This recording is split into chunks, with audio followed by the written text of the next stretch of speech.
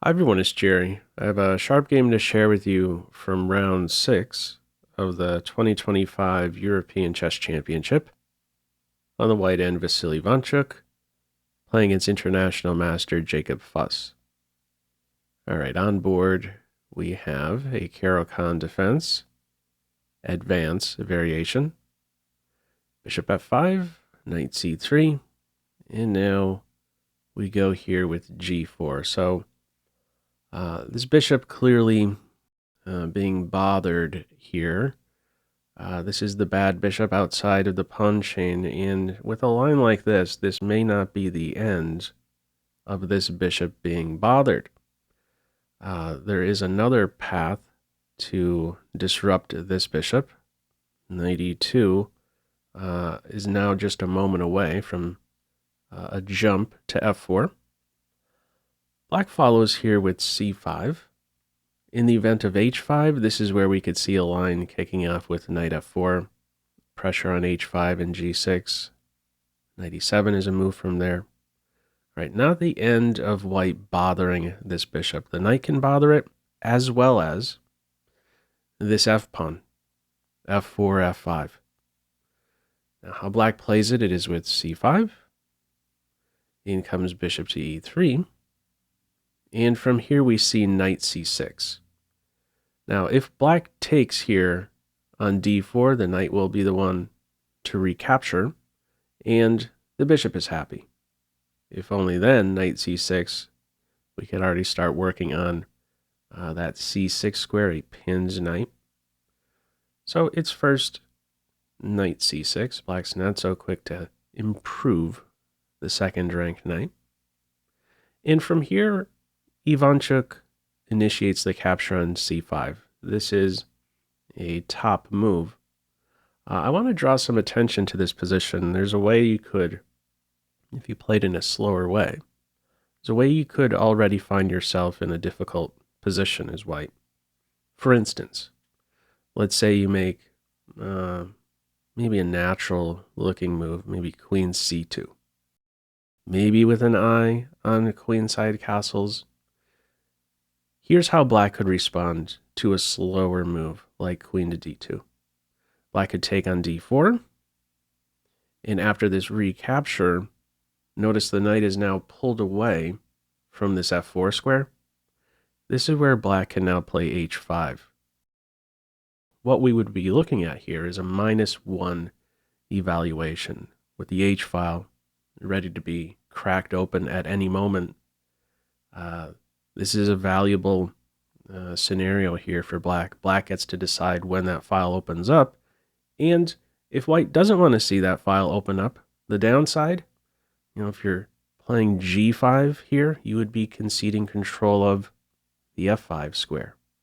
So with like g5, this knight will be excited about the f5 square. Black is doing very well here, has a superior structure. So, an important response here by white. He initiates the capture on c5. Black follows with knight takes e5, threatening a mate 1. That's covered twice. And from here, the knight returns to c6. It is one of the top moves. The very top move in this position is bishop captures c5, but not very appealing, maybe, to play bishop takes c5.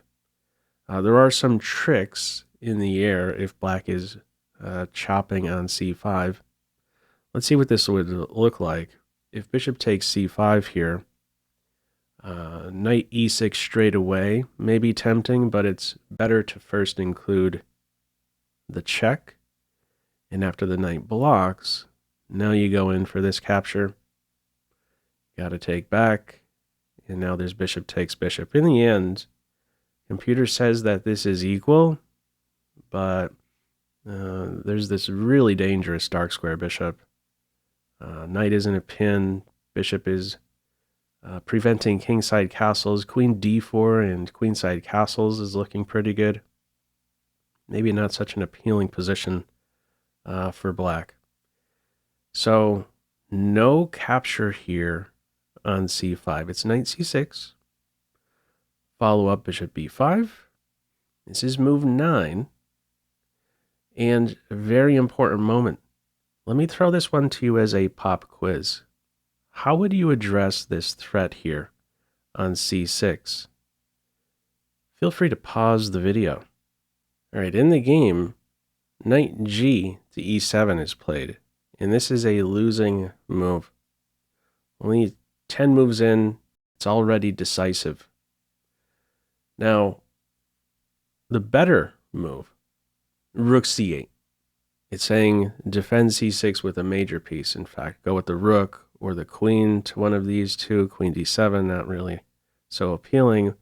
We're going to see why a move like rook c8 is better than knight to e7 shortly. Let's play a few moves into this game to get a feel for how quickly things go south here for black. Ivanchuk follows up with f4, and now we have h5. Winning follow-up here, f5, black takes, and now we have g5 slipping right by. Let's just pause for a moment. I want to point out, first of all, this isn't the only winning move. It's saying you could play queen e2, but just focusing on the pawn play itself, this idea of f5, chop, and then slipping right by is a win here for white. Structurally superior, completely busted position now for black. Look what's happening. This rook is not going to have any fun along the h file. Forget about that file opening up after this pawn sneaks right by. Also the bishop. No open diagonal anymore. Pawn sacrifice line here by white is shutting the bishop in. Not having a fun time. One square and it's terrible. Not an improvement. Are we done yet? We're not. This bishop doesn't have a move. This knight doesn't have a move. It's pinned. And this knight here doesn't have a single forward square. So what pieces can move for black? The queen and the queen rook. And they don't have a wide range of options. Now, let's go back and see how black could have addressed this threat here on c6. You went with rook to, if you went with rook to c8, and then we see f4, this knight could go to f6, its favorite square, eyeing up a hole. If white would try f5 in this position, there isn't a problem. Black isn't going to lose a piece. If white tries to sneak by in this position, you would just be kicking the knight to an excellent square. What is a difference in having the knight on f6 compared to e7? In this position, bishop h5 is available. Bishop is saved. All right. How it plays out in this game, it's knight g to e7. I want to add one more thing. I think a reason maybe why black went with this move rather than rook to c8 is to maybe try and combat this f5 advance. The knight is controlling that square, but it turns out white still has a fantastic follow-up. So let's see this once more. In the game, it is f5, chop, and we advance. This is a busted position for black. Let's see the try from here. Some room for the bishop. Queen d2. We're ready to castle the queen side. That would be the ideal home for white. Healthy structure. Black interferes with that. Bishop a4 may seem a bit unusual. What's going on with that? Well, this square has opened up. So now nearby, there's knight c to b5. That would be the better knight to drop in there, maintaining the pressure on c6. Knight b5 into d6 is a deadly threat. Black cuts that out. We can't go queenside castles, but kingside castles is still cool. Not an ideal structure, but we are certainly much safer than this black king, especially with this bishop ready to be planted on this excellent diagonal, and a rook ready to be opposite the king. Just flows very naturally from here for white. Activating that last piece. F4, some space for the queen, maybe a check, maybe a knight move to F5 at some point. There really isn't a great try for black. We scoop up the pawn. King D8. Now, what is going on with king to D8? Well, the knight was in a pin. Black is unpinning the knight. But here's a question. Why not castle instead to get out of the pin? Well, this position is so bad for black that castling is actually really bad. At least with the move king d8, the king has moves from d8. You go to c8, go back into a pin. Not appealing. If black castled to get out of this pin, the king would now have no moves. And what white could play now is bishop takes knight, and follow up with knight a4. And now white is ready to give checkmate or win the queen. There isn't a good response to this. So black's play, sad, after bishop takes f4, it's king d8 to get out of the pin. King h1, you could afford slower moves. There's actually no rush here for white getting out of any queen g4 check ideas. In comes h3. That gives up a square to the bishop. It backs off. Two pieces are now helped, rook and queen.